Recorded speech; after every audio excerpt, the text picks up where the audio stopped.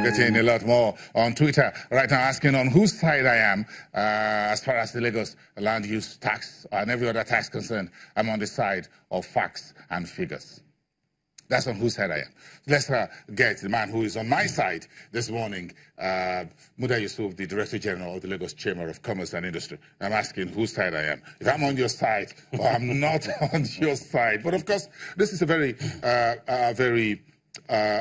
difficult times, and I must say, as far as business and economy is concerned, not just in Lagos but across the country. But again, we need to look at all sides of this conversation, and like you rightly said, we need to look at what Lagos needs to do to get investment. And I asked this question earlier: if tax is the first destination, and you said no. So, to create these jobs that the Ambode's administration wants in Lagos, to bring in this much-needed investment, and if tax is not the first destination, what do you think Lagos should do? You see, first of all, we need to also take measured steps in what kind of commitment the government also does.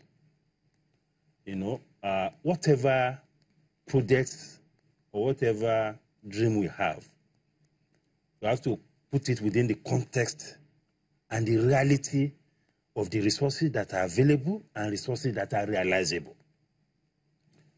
We are happy with what is happening in Lagos State in terms of the beauty of infrastructure, the security, and all of that. But you can only give what you have. I'm not saying that tax, of course, is part of what the government should look up to. But you can only tax people to the limit of their capacity to pay.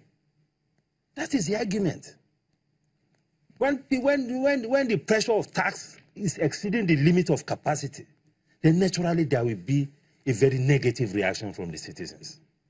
And that is what is happening. Majority of citizens, majority of private sector players are supporting and also appreciate the governor. But the governor also needs to appreciate that there are challenges on this side. You can only give what you have.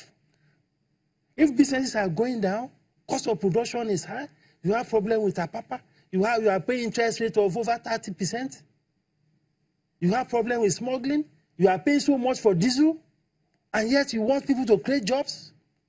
I mean, how will it happen? And again, we have to also situate this within the defective federal structure that we have. We pay VAT. The bulk of the VAT in this country is coming from Lagos.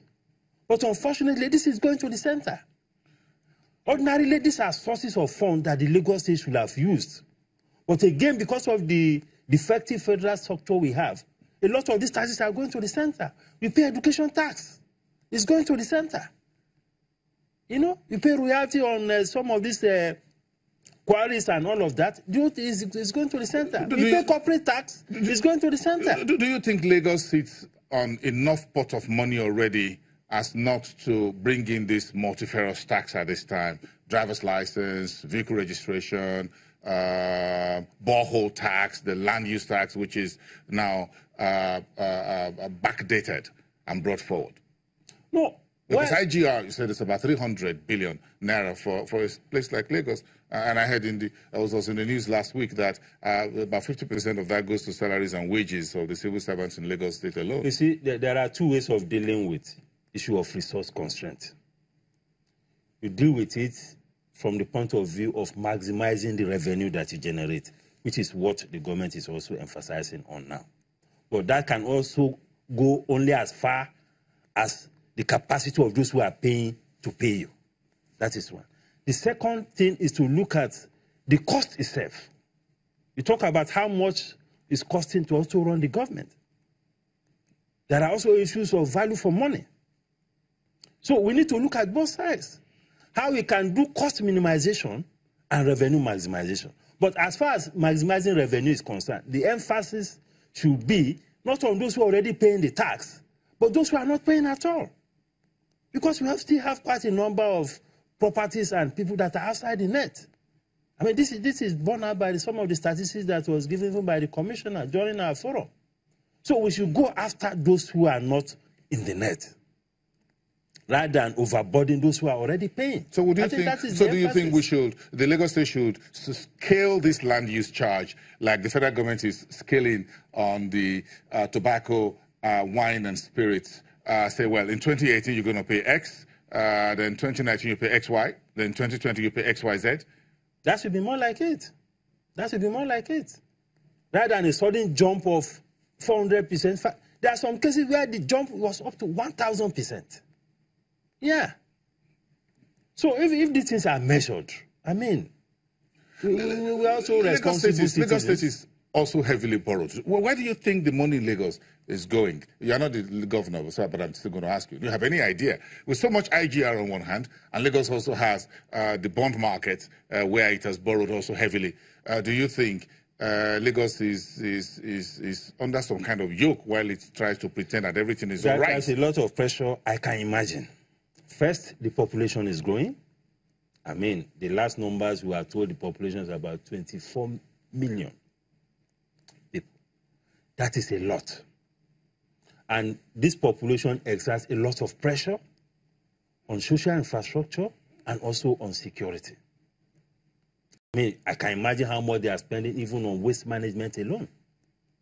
Not to talk about roads. You go into waste management and a lot of folks will come after you, just the way they're coming after me now that the waste management collection in Lagos is still, well, don't let us go to Visionscape. But whatever it is a lot of work. Pressure, yes. It's a lot of pressure to collect waste in a population of 20 million people. It's a lot.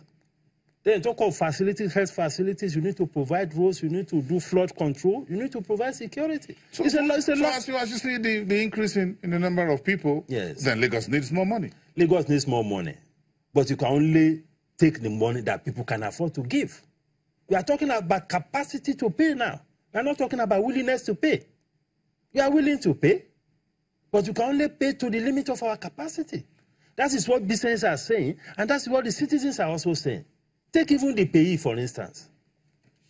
The payee as it is does not take sufficient account of the fact that you pay heavily for school fees, does not take account of the fact that you pay heavily for health services, because you have to go to private hospitals most of the time, does not take account of how much you pay for rent, house rent, transportation. Most of the time you have to put your own car on the road. These are things that you take for granted in other climes.